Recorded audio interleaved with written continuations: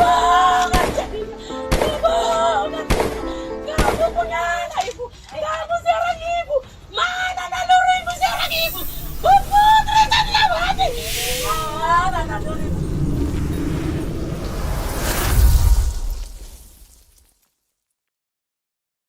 Setelah autopsi ulang pada Rabu, tanggal 27 Juli tahun 2022, perlahan teka-teki kronologi tewasnya Brigadir J mulai terungkap. Fakta mengejutkan pun terungkap dan ditemukan temuan yang menggambarkan betapa sadisnya ia dieksekusi.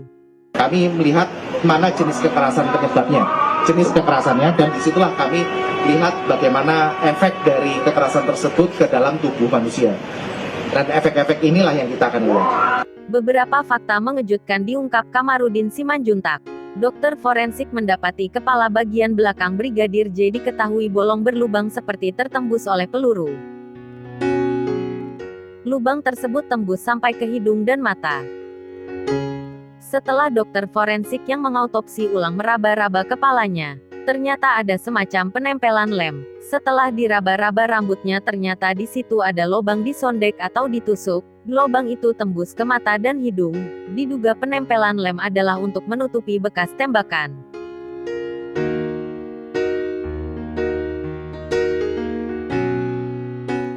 Diduga almarhum Brigadir J ditembak dari belakang kepala hingga tembus sampai ke hidung depan. Menurutnya, tembakan ini sengaja diarahkan dari leher. Jadi tembakannya dari arah leher, ucapnya. Kamarudin Simanjuntak mengungkapkan ada sobekan dari peluru di leher dan di dalam bibir. Hal ini, kata Kamarudin Simanjuntak, yang membuat gigi Brigadir J menjadi berantakan. Kalau dari bawah leher, itu dekat. Berarti kan ada kemungkinan pistolnya itu menempel di leher, tegas Kamarudin Simanjuntak. Kemudian, tim dokter forensik juga menemukan di dalam tengkorak kepala Brigadir J ada 6 retakan. 6 retakan ini diduga akibat tembakan, namun bisa juga akibat lain.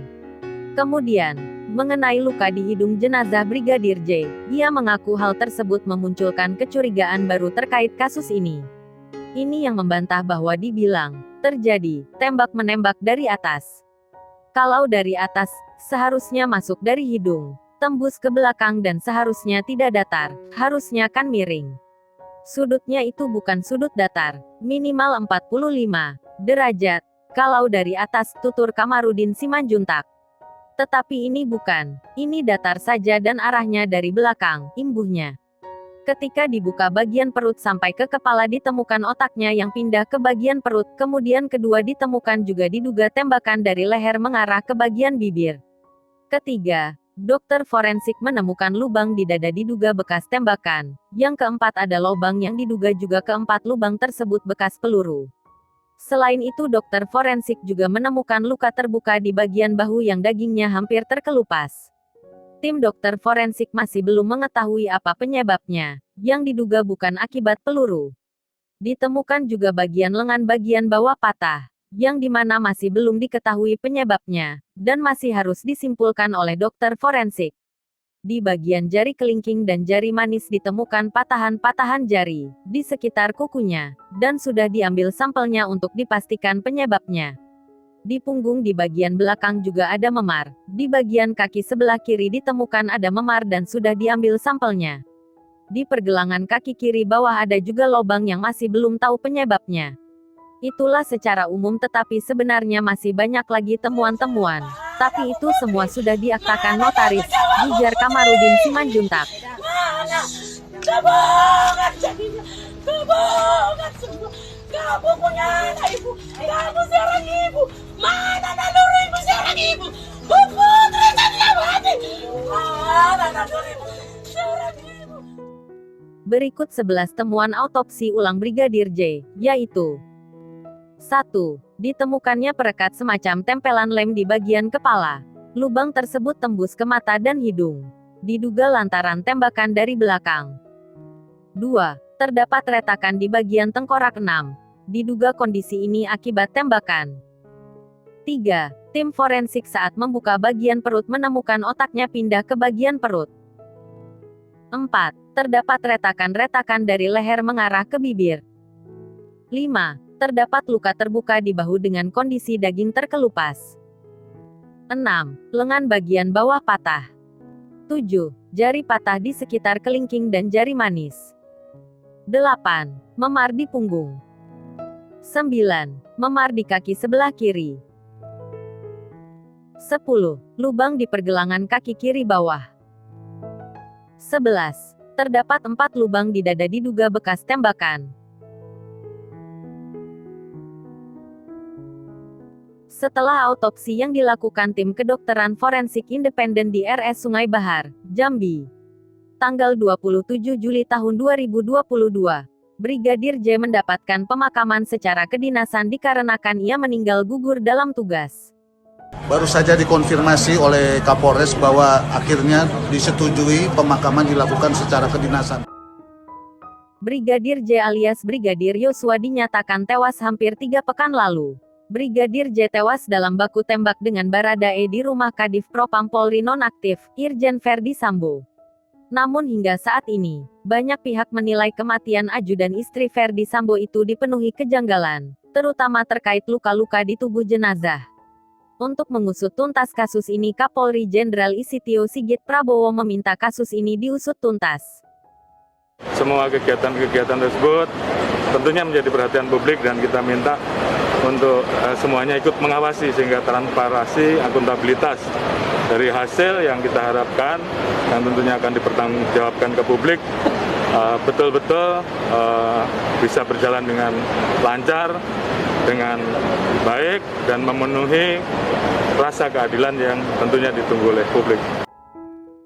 Sejumlah pejabat polisi dinonaktifkan, termasuk Irjen Verdi Sambo, terkait dugaan brigadir melakukan pelecehan terhadap istri Kadif Propam nonaktif Irjen Verdi Sambo, Putri Chandrawati.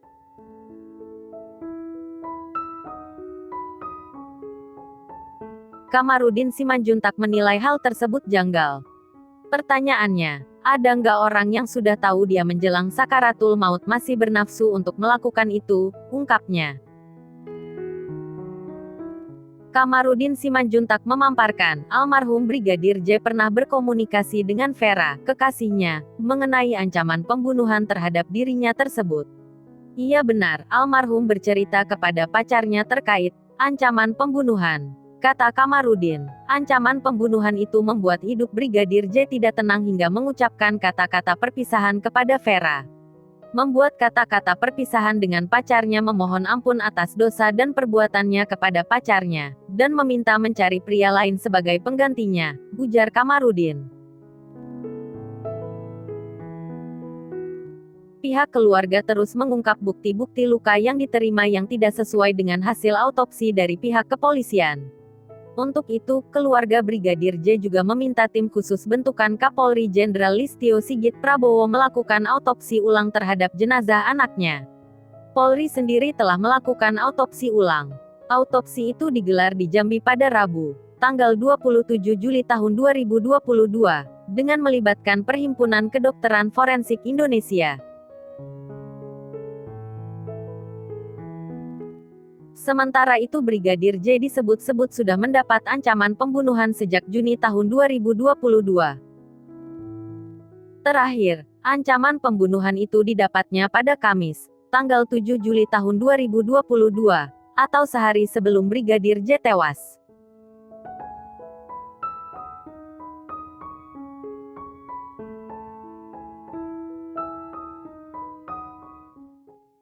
Padahal kami menemukan itu jejak-jejak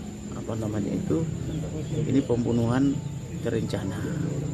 Salah satu jejaknya itu kami temukan dari Jambi, di luar keluarga. Jadi pada bulan Juni almarhum itu sudah menangis, padahal dia seorang ajudan Brimob, bisa sampai menangis begitu saking takutnya bahwa dia akan dibunuh.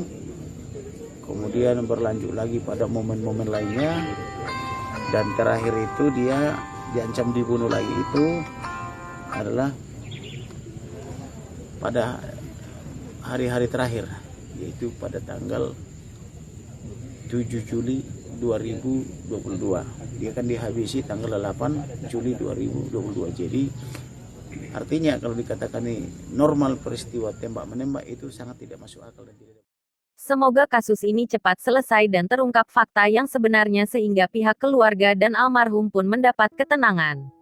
Dan keadilan pun dapat ditegakkan. Terima kasih sudah menonton sampai akhir. Jumpa lagi di video lainnya.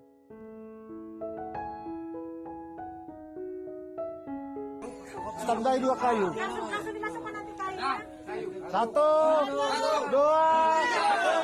Dalam nama Yesus, dalam nama Yesus, dalam nama Yesus, dalam nama Yesus, dalam nama Yesus, dalam nama Yesus, dalam nama Yesus.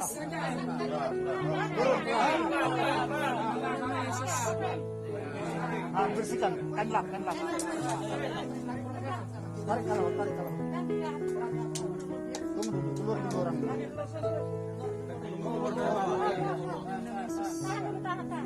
Goyang.